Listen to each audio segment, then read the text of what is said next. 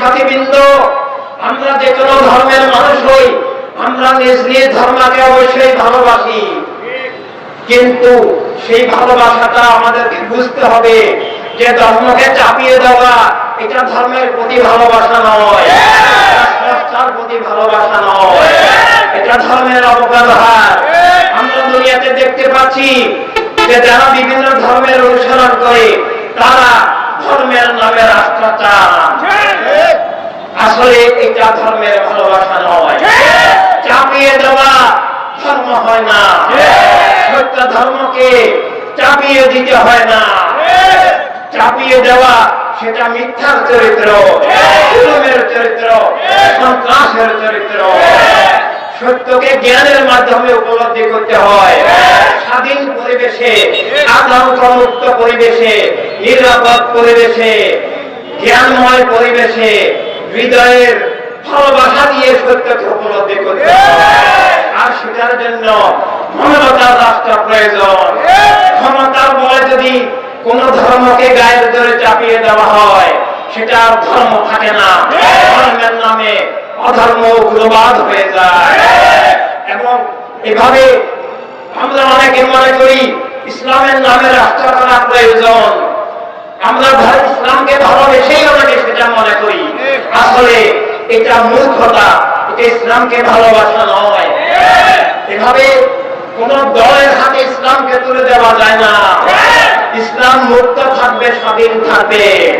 আল্লাহ তাআলা নিজেই কোরআনুল কারীমে ইসলামকে ক্ষমতার বলে চাপিয়ে দিতে নিষেধ করেছেন। আল্লাহ তাআলা বলেছেন লা ইকরাহা ফিদ্দীন, ইসলাম ক্ষমতার বলে চাপিয়ে দিও না।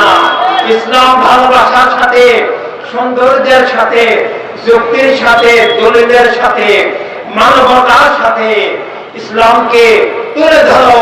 কেউ যদি গ্রহণ করে ভালো, না করলে সেটার হিসাব আল্লাহ তাআলা নেবেন। কেউ কাউকে ক্ষমতার বলে জবরদস্তি ইসলাম গ্রহণে বাধ্য করতে পারে না। এভাবে যার শরীয়ত তার কাছে, মুসলিম অমুসলিম কার উপর কেউ বাধ্যতামূলক যে নিজের যা শরীয়ত মনে করে তা চাপিয়ে দিতে পারে না। কেবল জ্ঞান, দলিল, যুক্তির মাধ্যমে সম্মানের সাথে তুলে ধরতে পারে, এটাই ইসলামের সৌন্দর্য। একই সাথে কেউ যদি কোন এলাকায় সংখ্যাগরিষ্ঠতার বলে নিজের ধর্ম রাষ্ট্রের নামে কায়েম করেন, তাহলে মুসলমান যদি বলে এখানে আমার সংখ্যা বেশি, আমি এটাকে ইসলামী রাষ্ট্র ঘোষণা করব, তাহলে কি হবে? যেখানে ইহুদি বেশি, যেখানে খ্রিস্টান বেশি, যেখানে হিন্দু বেশি, যেখানে বৌদ্ধ বেশি, তখন তারা বলবেন আমরাও তো তাহলে আমরা যেখানে সংখ্যা বেশি, আমরা সেখানে আমাদের ধর্মের রাষ্ট্র কায়েম করব। আসলে এভাবে দুনিয়াটা মিথ্যা, জুলুম, খুন, সন্ত্রাস, যুদ্ধ বিগ্রহের একটা মারাত্মক জীবন বিরোধী দুনিয়া, জীবন বিরোধী রাষ্ট্রে পরিণত হয়। তাই দুনিয়ার সব মানুষের রব্বিল আলামিন ইসম মুবারকের মধ্যে এই কথা নিহিত। রব্বিন নাস, মালিকিন নাস, ইলাহিন নাসের মধ্যে আল্লাহ হাবিবের দেওয়া সব মানুষের অধিকার, স্বাধীনতা, নিরাপত্তা নিহিত।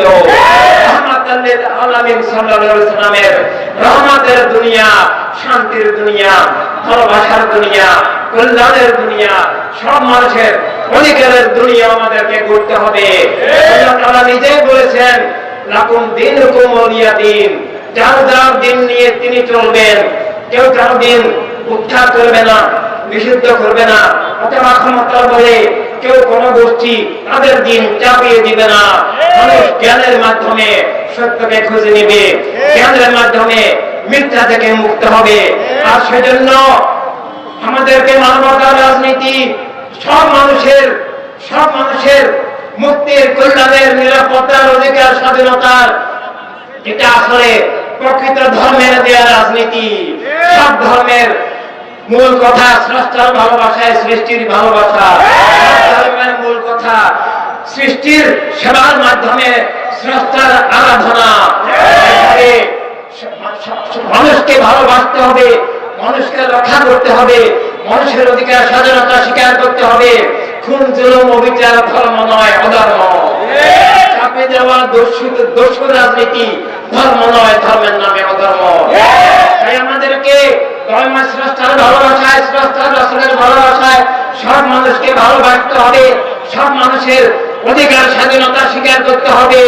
আর মানবাধিকার স্বীকার করার নাম সব মানুষের জন্য স্রষ্টার দেওয়া, স্রষ্টার রাসূলের দেওয়া সব মানুষের অধিকার স্বাধীনতা নিরাপত্তা রুজি স্বীকার করার নাম মানবতার রাজনীতি। এবং সব মানুষের অধিকার স্বাধীনতা ইজ্জত নিরাপত্তার বাস্তব কাঠামো, বাস্তব রূপরেখার নাম মানবতার রাষ্ট্র এবং মানবতার দুনিয়া। মানবতার রাজনীতি, মানবতার রাষ্ট্র, মানবতার দুনিয়া থাকলে কোন খুন জুলুম অবিচার থাকবে না, রুটি রুজি লুটতরাজ থাকবে না। এভাবে আমাদেরকে আজকে অধর্ম উগ্রবাদী রাজনীতি থেকে এবং জাতীয়তাবাদী বস্তুবাদী রাজনীতি থেকে মুক্ত হতে হবে। একক গোষ্ঠীর রাজনীতি ধর্ম বিরোধী, ধর্মের নামে হলেও, এবং জীবন বিরোধী, মানবতা বিরোধী। জাতীয়তাবাদ দাবি করলে তিনি আর মানুষ থাকেন না, কারণ জাতীয়তাবাদের পিছনে আছে বস্তুবাদ, বস্তুবাদের পিছনে আছে নাস্তিকতাবাদ। আমরা যার যার ধর্মের নিজস্ব জাতীয়তা থাকতে পারে, আমরা মুসলমানদের ইমানের জাতীয়তা আছে, এবং আমরা যারা হিন্দু আছি তাদের হিন্দু জাতীয়তা থাকতে পারে, যেটা আমাদের ধর্মের অনুসারীদের নিজ নিজ ধর্মের অভ্যন্তরীণ জাতীয়তা। কিন্তু মানব সমাজে, রাষ্ট্রের মধ্যে, দুনিয়ার মধ্যে আমরা সব এক জাতি, মানব জাতি। এবং এই মানব জাতি স্রষ্টার নামে, আদম আলাইহিস সালামের নাম মোবারকের ধারায়, মুহাম্মদ আলাইহিস সালামের নাম মোবারকের ধারায় আমরা সব মানুষ হিসাবে মানবিক ভ্রাতৃত্ব, মানবিক বন্ধন স্বীকার করতে হবে। এক মানুষ, সব মানুষ, সব মানুষ এক মানুষ। কোরআনুল কারীমে আল্লাহ তাআলা বলেছেন, এক মানুষকে হত্যা করা সব মানুষকে হত্যা করা। এক মানুষের জীবন বাঁচানো সব মানুষকে বাঁচানো। এই অখণ্ড মানবতার ঘোষণা। মানবতার সংকট আমাদের সবার সংকট। মানবতার মুক্তির জন্য আমাদেরকে কাজ করতে হবে। মানবতার আত্মার মুক্তি, জীবনের মুক্তি, অধিকার স্বাধীনতার মুক্তি, রাষ্ট্রের মুক্তি, বিশ্বের মুক্তির জন্যই যুগে যুগে সকল নবী রাসূল আলাইহিস সালাম এসেছেন। তাই মানবতার মুক্তির বিপ্লব, ইনসানিয়াত বিপ্লব, আর তা কার্যকর করার রূপরেখা মানবতার রাজনীতি, মানবতার রাষ্ট্র। মানবতার রাজনীতি না থাকলে মানবতা বিরোধী, জীবন বিরোধী, খুন জুলুম অবিচার, শোষণ, পাশাপাতা, দস্যুতার রাজনীতি, অধিকার হারানোর রাজনীতি কায়েম হবে, সত্য নিষিদ্ধ হবে, ক্ষমতার বলে মিথ্যা কায়েম হবে। এইভাবে আমরা মানুষ হিসাবে এবং বিভিন্ন ধর্মের অনুসারী হিসাবে নিজ নিজ ধর্মের রাজনীতি হিসাবে মানবতার রাজনীতি নিতে হবে। তার ভালোবাসায় সৃষ্টিকে রক্ষার রাজনীতি মানবতার রাজনীতি। এবং সব মানুষকে মিথ্যা বিচার, জুলুম, শোষণ থেকে বাঁচানো, ধর্মকে বাঁচানো, জীবনকে বাঁচানো, রাষ্ট্রকে বাঁচানো, দুনিয়াকে বাঁচানোর নাম মানবতার রাজনীতি। মানুষ হিসাবে মানবতার রাজনীতি আমাদেরকে করতে হবে। এবং ধর্মের অনুসারী হিসাবে স্রষ্টার ভালোবাসায়, স্রষ্টার রাসূলের ভালোবাসায়, ধর্মের প্রবর্তকদের ভালোবাসায় আমাদেরকে অবশ্যই মানবতার রাজনীতি করতে হবে। মানবতার রাজনীতি যার যার ধর্মের ইবাদত, যার যার ধর্মের উপাসনা। এবং মানবতা বিরোধী রাজনীতি স্রষ্টার বিরুদ্ধে যুদ্ধ, জীবন মানবতার বিরুদ্ধে যুদ্ধ, মিথ্যা জুলুম কায়েম করার প্রক্রিয়া, একক গোষ্ঠীবাদী রাজনীতি। আমরা সেখান থেকে মুক্ত হতে হবে। আমরা যে কোনো ধর্মের অনুসারী হই কিংবা আমরা মানুষ দাবি করলেই আমাদেরকে যেমন অরাজনৈতিক হওয়া যাবে না, এমন ভাবে মানবতা বিরোধী এবং ধর্ম বিরোধী রাজনীতিও করা যাবে না। ধর্ম বিরোধী রাজনীতি এক নম্বরে ধর্মের নামে রাজনীতি। ধর্মের নামে যে রাজনৈতিক দল, ধর্মের নামে যে রাষ্ট্র, সেটা ধর্মের নামে হলেও আসলে ধর্মের শিক্ষার বিপরীত। একক ধর্মের নামে রাজনীতি, রাজনৈতিক দল, রাষ্ট্র সব মানুষের অধিকার স্বীকার করে না, সব মানুষের স্বাধীনতা স্বীকার করে না, সব মানুষের নিরাপত্তা স্বীকার করে না, সব মানুষের রুটি রুজি স্বীকার করে না। রাষ্ট্র তখন আমরা দেখি আজকের দুনিয়াতেও রাষ্ট্র তখন একক ধর্মের নামে হয়, অন্য ধর্মের লোকদের উপরে জুলুম হয়, চাকুরিচ্যুত করা হয়, নাগরিকত্ব হরণ করা হয়। পৃথিবীর উত্তর, দক্ষিণ, পূর্ব, পশ্চিম শত শত দৃষ্টান্ত আছে। আসলে এটা ধর্মের শিক্ষা নয়। এবং ধর্মের নামে যখন কেউ ক্ষমতায় যায় তখন তিনি যে ধর্ম হবেন তার গ্যারান্টি নাই। ধর্মের আবেগ অনুভূতিকে ব্যবহার করে, ধর্মের নামে ধোঁকা দিয়ে, ধর্মের নামে রাষ্ট্র ক্ষমতা দখল করে, দলীয় মতবাদ, কোন একটা একক গোষ্ঠীর মতবাদকে ইসলামের নামে বা বিভিন্ন ধর্মের নামে চাপিয়ে দিয়ে আসল ইসলামকে হত্যা করা হয়, আসল ইসলামকে, আসল ধর্মকে অবরাস্ত করা হয়, সন্ত্রাসীন গোষ্ঠীর মতবাদকে ধর্মের নামে চাপিয়ে দেওয়া হয়।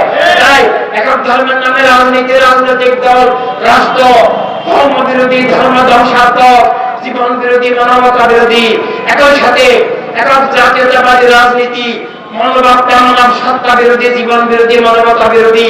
পৃথিবীতে এখন যে খুন, জুলুম, অবিচার, শোষণ, পাশাপাতা, দস্যুতা, দারিদ্র, লুটতরাজ এবং মানুষ অমানুষ হওয়া, এই সব মানবতার সংকটের পিছনে এক নম্বরে দায়ী হচ্ছে একক ধর্মের নামে, একক জাতীয়তাবাদের নামে যে একক গোষ্ঠীবাদী রাজনীতি পৃথিবীতে এখন চলছে। সেটাই সত্যের বিরক্তি, মিথ্যা কায়েম, ধর্মের নামে অধর্মবাদ, পৃথিবীতে খুন, জুলুম, বিচারের, যুদ্ধ বিগ্রহের মূলে আছে একক গোষ্ঠীবাদী রাজনীতি।